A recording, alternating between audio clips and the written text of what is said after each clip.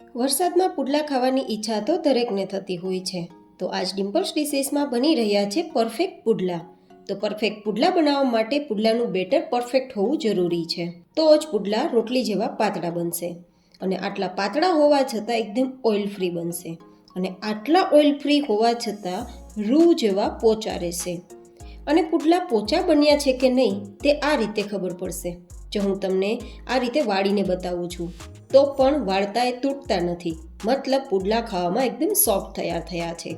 અને હા, આટલા સોફ્ટ બનવા છતાં એકદમ જાળીદાર છે. તો ચલો બનાવીએ આટલા સ્વાદિષ્ટ પુડલા. તો પુડલા બનાવવા માટે બેટર પરફેક્ટ હોવું જોઈએ. તો બેટર માટે મેં એક ઘરમાં રહેલી વાટકીના માપથી 3 વાટકી જેટલો ચણાનો લોટ લીધો છે. તમે મેજરિંગ કપથી પણ માપ લઈ શકો છો. અહીંયા 3 થી 4 વ્યક્તિને થઈ શકે તેટલી વેરાયટી તૈયાર થશે. તો 3 વાટકી લોટની સામે 2 થી 3 ચમચી જેટલા આદુ, મરચાં અને લસણની પેસ્ટ ઉમેરું છું. હવે આપણે 1 બાઉલ જેટલી અથવા 1 કપ જેટલી એકદમ નાની નાની સુધારેલી ડુંગળીનો ઉપયોગ કરીશું. તમે અહીંયા નાની સુધારવી ના હોય તો તમે ડુંગળીને ખમણીને પણ લઈ શકો છો. અને ડુંગળી લસણ ના ખાવા માંગતા હોય તો તમે ડુંગળી લસણને સ્કીપ કરી દેજો. બીજા કોઈ શાકભાજી ઉમેરી શકો છો. ટમેટાં છે, કેપ્સિકમ છે અથવા તો ગાજરના ટુકડા છે, ચોઈસ તમારી પાસે છે. હવે થોડા લીલા ધાણા ઉમેરીશું અને પછી મસાલા ઉમેરીશું. તો અહીંયા 1 થી 2 નાની ચમચી જેટલું નમક ઉમેરીશું અને 1 નાની ચમચી જેટલો હળદર પાવડર ઉમેરીશું. સાથે 2 ચપટી જેટલી હિંગ ઉમેરી દેશું, જેથી કોઈને ચણાના લોટ ખાવાથી પેટમાં દુખાવા ના થાય. અને હવે અડધી ચમચી જેટલો કાળા તીખાનો પાવડર, જેને મરી પાવડર કહીએ તે. અને અહીંયા સારા કલર માટે 2 નાની ચમચી જેટલા ચીલી ફ્લેક્સ. આ ચીલી ફ્લેક્સ કંઈ નથી, સૂકા લાલ મરચાંને મેં મિક્સર જારમાં ગ્રાઇન્ડ કરીને અધકચરા વાટેલા છે તે જ લીધા છે. તમે લાલ મરચું પાવડર ઉમેરી શકો છો.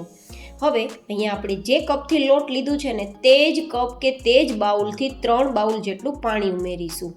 હવે આ વસ્તુનું ખાસ ધ્યાન રાખવાનું કે પુડલાને ખાવામાં પોચા તૈયાર કરવા હોય તો હુંફાળા ગરમ પાણીથી જ બેટર તૈયાર કરવાનું. આપણું અહીંયા પાણી છે તે ઠંડુ ના હોવું જોઈએ, હુંફાળું ગરમ પાણી હોવું જોઈએ. અને બીજું એ, જેટલો લોટ લીધો છે તેટલું જ પાણી ઉમેરવાનું. એટલે જ મેં તમને માપ માટે વાટકી અથવા કપનું મેજરમેન્ટ આપ્યું છે. હવે આ રીતે આપણે સતત ચલાવીશું અને બેટર તૈયાર કરીશું. આટલું પાતળું બેટર તૈયાર કરવાનું છે, કારણ કે આપણે સોડાના ઉપયોગ વગર જાળીદાર પુડલા તૈયાર કરવા માટે અને રોટલી જેટલા પાતળા પુડલા તૈયાર કરવા માટે, સાથે પાતળા હોવા છતાં રૂ જેવા પોચા તૈયાર કરવા માટે બેટર આટલું પરફેક્ટ હોવું જોઈએ. અત્યારે તમે જુઓ, એકદમ સરસ પોરિંગ કન્સિસ્ટન્સીવાળું બેટર છે. એક ધાર થાય છે, જો નીચેની તરફ બેટર જતાં એક ધાર થાય છે. બસ આટલું પરફેક્ટ બેટર હોવું જોઈએ. અને હવે આ બેટરને સેટ કરવા માટે 10 મિનિટ સાઈડમાં રાખી દઈશું, જેથી ચણાનો લોટ આપણી સબ્જી સાથે મિક્સ થઈને એકદમ સરસ ટેક્સચર લઈ લેશે.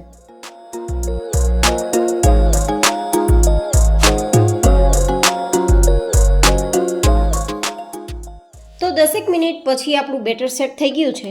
તો પુડલાને પાથરવા માટે તમે લોખંડનો તવો પણ લઈ શકો છો, નોનસ્ટિક તવો પણ લઈ શકો છો.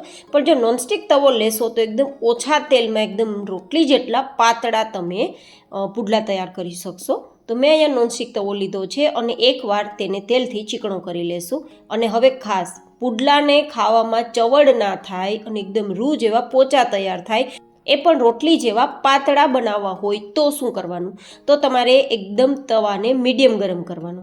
મીડિયમ ગરમ તવો થાય ત્યારે ગેસની ફ્લેમ એકદમ ધીમી કરી દેવાની અને ધીમા ગેસની ફ્લેમ પર આપણે પુડલાને પાથરવાનું.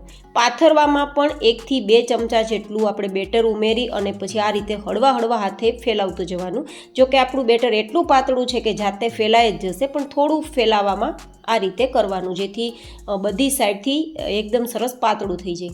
હવે તમને પ્રશ્ન થતો હશે કે આપણે પુડલાને પાથરતી વખતે ગેસની ફ્લેમ ધીમી શા માટે રાખવાની? એટલા માટે ધીમી રાખવાની કે આપણે પુડલાને બરાબર પાથરી ના લઈએ ત્યાં સુધી એ કૂક થવાની પ્રોસેસ શરૂ ના થાય. નહીં તો એવું થશે કે તો આપણે બરાબર પુડલું હજી પાથર્યું પણ નહીં હોય ત્યાં અડધેથી એ કૂક થવાની પ્રોસેસ શરૂ થઈ જશે અને પરિણામે અડધું પુડલું કાચું રહેશે અને અડધું પુડલાની સાઈડ બળી જશે. આવું ના થાય એટલા માટે એકદમ ધીમા ગેસની ફ્લેમ પર પાથરવાનું. અને એકવાર પથરાઈ ગયા બાદ ગેસની ફ્લેમ હાઈ કરી દેવાની. હાઈ ગેસની ફ્લેમ પર પુડલાને તમે સરસ મજાનું કૂક કરશો કે શેકશો તો તમારું પુડલું ખાવામાં રૂ જેવું પોચું થશે. હવે અહીંયા આપણે ઉપર નીચે થોડું તેલ લગાવી દઈશું. તેલ લગાવ્યા વગર પણ તમે તૈયાર કરી શકશો, પણ થોડું તેલ લગાવવાથી વધારે થોડું નરમ થશે. અને અત્યારે તમે જુઓ એકદમ રોટલી જેવું પાતળું છે ને, એકદમ રોટલી જેવું પાતળું, તેમ છતાં એકદમ સરસ પોચું પણ છે, કારણ કે એકદમ જાતે ફરી રહ્યું છે. જો બિલકુલ કોઈ સાઈડથી બળેલું નથી, બધી સાઈડથી એકદમ સરસ કલર આવેલો છે. હવે આપણે હાઈ ગેસની ફ્લેમ પર થોડી વાર આ રીતે પ્રેસ કરશું અને બંને સાઈડ ગોલ્ડન કલર પર આવે ત્યાં સુધી શેકીશું. જોકે વરસાદમાં પુડલા ખાવાની ઈચ્છા તો હર વ્યક્તિને થતી હોય છે. તમે કઈ રીતે પુડલા તૈયાર કરો છો અને બેટરમાં શું શું ઉમેરો છો તે પણ મને કોમેન્ટમાં જરૂર બતાવજો. તો છે ને એકદમ સરસ રોટલી જેવું પાતળું, જાળીદાર અને ઓઇલ ફ્રી, ખાવામાં કેટલું નરમ છે તે હું તમને આગળ બતાવીશ. તો તૈયાર થયેલું આ પુડલું આપણે ટોમેટો કેચઅપ સાથે, દહીં સાથે, છાશ સાથે કે પછી તમારી ચોઈસની ચટણી સાથે ખાઈ શકો છો.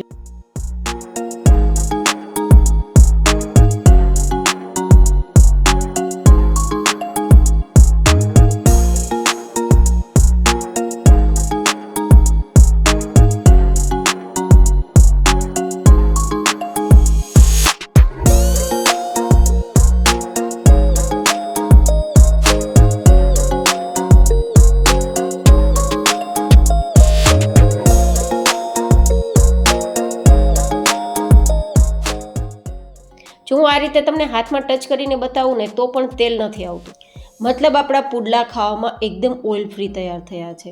અને આટલા ઓઇલ ફ્રી હોવા છતાં એકદમ પોચા થયા છે, જેનું કારણ છે આ રીતે હું વાળું છું તો પણ તૂટતું નથી, મતલબ સોફ્ટ જ છે. અને આટલા સોફ્ટ હોવા છતાં આટલા સરસ જાળીદાર પુડલા તૈયાર થયા છે. ફરી મળીશું નવી જ હેલ્ધી એન્ડ ઇન્ટરેસ્ટિંગ રેસીપી સાથે. ત્યાં સુધી stay healthy, stay happy, take care.